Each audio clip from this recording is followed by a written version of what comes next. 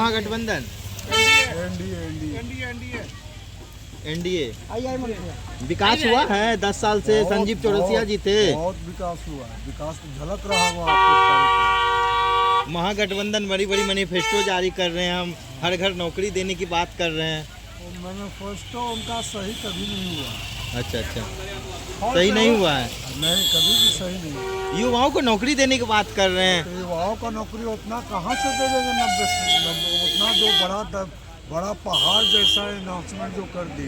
अच्छा ये अच्छा, संभव है? संभव नहीं है। नहीं संभव। ये तब क्या है, क्या लग रहा है आपको? ये सब राजनीतिक।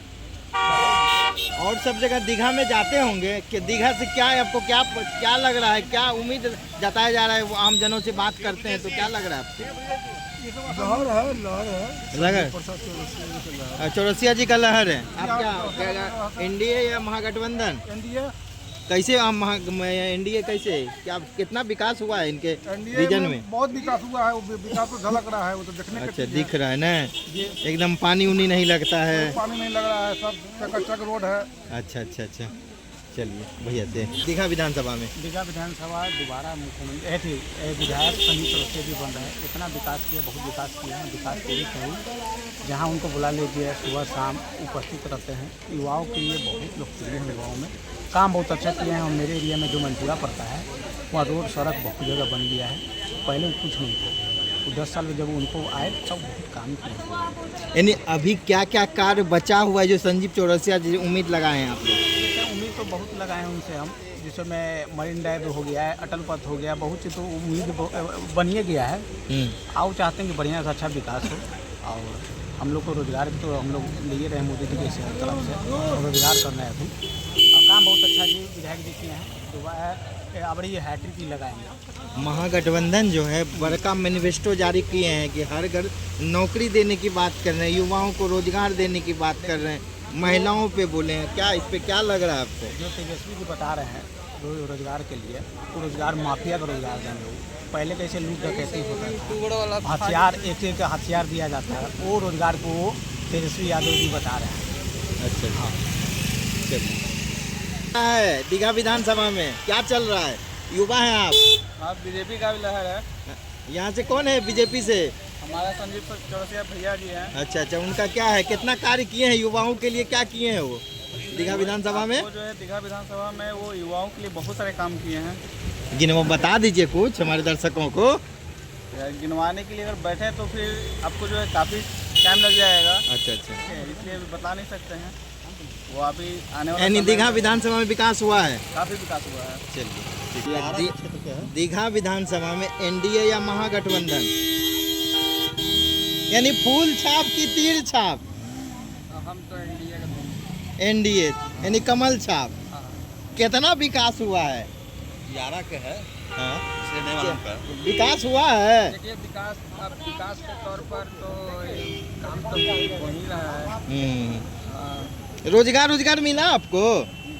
रोजगार नहीं मिला है। है कहिया मिलेगा? 20 साल से है एनडीए, कहिया मिलेगा? विधानसभा में किनकी लहर चल रही, एनडीए या महागठबंधन? एनडीए। एनडीए के यानी लगभग 10 साल संजीव चौरसिया जी रहे, कितना कार्य हुआ, विकास कितना हुआ यहाँ? विकास की जहाँ तक बात है, दीघा विधानसभा पहले अधिकतर पंचायत और गांव के रूप में जाना जाता है। दीघा विधानसभा का अधिकतर आधा क्षेत्र बिहार का सबसे बड़ा विधानसभा है और इस सबसे बड़ा विधानसभा में आधा ग्रामीण परिवेश, ग्रामीण क्षेत्र था। उस ग्रामीण क्षेत्र से आज वो शहरी निकाय बन चुका और शहरी निकाय के साथ साथ पूरी तरीके से विकास की प्रकाशता भी यहाँ देखने को मिलता। जो रेलवे लाइन कभी बजबजाती गंदगी और वहाँ रात में भी जाने में की बात तो छोड़ दीजिए, दिन में भी जाने में लोगों को डर लगता था, आज खूबसूरत अटल पथ के रूप में आपके सामने है। मरीन ड्राइव, कल्पना भी नहीं की जा सकती थी कि गंगा के किनारे इस तरीके की कोई सड़क की व्यवस्था होगी। आज मरीन ड्राइव जहाँ दूर दूर से लोग आते हैं घूमने के लिए, देखने के लिए, और केवल देखने और जाने के लिए नहीं, यातायात का कितना बेहतरीन प्रबंधन। तो ये सारे विकास, उसके अलावा नाला जो है राजीव नगर, उसको ढक करके उसको सड़क बनाया जा रहा है। गली गली चारों तरफ जो है सो कंक्रीट की सड़कें दिख रही हैं। जो पहले पानी गड्ढा, मिट्टी, दलदल, इस तरीके का जो दीघा था वो दीघा आज बदल गया और आज दीघा में विकास की लहर दिख रही है। संजीव जी के आने से अब कौन कौन सी वैसी कार्य बची है जो दीघा वासियों को सौगात में मिलने वाली है? देखिए, संजीव जी, सबसे पहली बात मैं ये कहूँ कि संजीव जी एक ऐसे विधायक के रूप में, ऐसे प्रतिनिधि के रूप में हैं जो सर्वसुलभ है। कोई भी उनको कुछ भी कह सकता है और वो विधायक के रूप में कभी हम लोगों को महसूस ही नहीं हुआ। मित्र के रूप में, भाई के रूप में, बेटा के रूप में, यही उनकी भूमिका रही। क्योंकि संजीव जी जो हैं वो केवल प्रतिनिधि इस क्षेत्र का नहीं है, वो गंगा बाबू के थाती को आगे बढ़ा रहे हैं, वो मुंदर शाह जी के थाती को आगे बढ़ा रहे हैं। और उस थाती में संजीव जी और संजीव जी का परिवार, जब भारतीय जनता पार्टी के बारे में आम लोगों को कभी दूर दूर तक कल्पना भी नहीं थी कि केंद्र में और राज्य में भारतीय जनता पार्टी गठबंधन की सरकार होगी या भारतीय जनता पार्टी की सरकार होगी, तब उस समय संजीव जी का परिवार जो है वो पूरी तरीके से धन दे के, जन दे के, मन दे के यहाँ के कार्यकर्ताओं को, इस क्षेत्र को सींचने का काम किया था। आज तो वो प्रतिनिधि हैं। तो सबसे बड़ी चीज़ ये है कि संजीव चौरसिया पे किसी तरीके का ये आरोप नहीं लग सकता है कि वो पैसा कमाने के लिए, कमीशन लेने के लिए। हम लोग तो देखे हुए हैं, विधायक बन गए, MLC बन गए और 20%, 40% में फंड बेच रहे हैं। हो रहा है, क्या काम हुआ, नहीं काम हुआ। एक सवाल, महागठबंधन जो एक घोषणा पत्र जारी किया, हर घर युवाओं को नौकरी देने की बात करने, क्या लग रहा है आपको? ये बहुत हास्यास्पद बात है। ये पहली बात तो संभव ही नहीं। दूसरी बात, मान लीजिए जो व्यक्ति खुद पढ़ा लिखा नहीं है, उस व्यक्ति से आप इस तरीके की बातों की कल्पना कैसे कर सकते हैं? वो ऐसे घोषणाओं को करके यहाँ के जनता को भरमा के एक ऐसा कार्य करना चाहते हैं। उनके ऊपर आरोप है, वो कन्विक्टेड हैं, वो आरोपित हैं।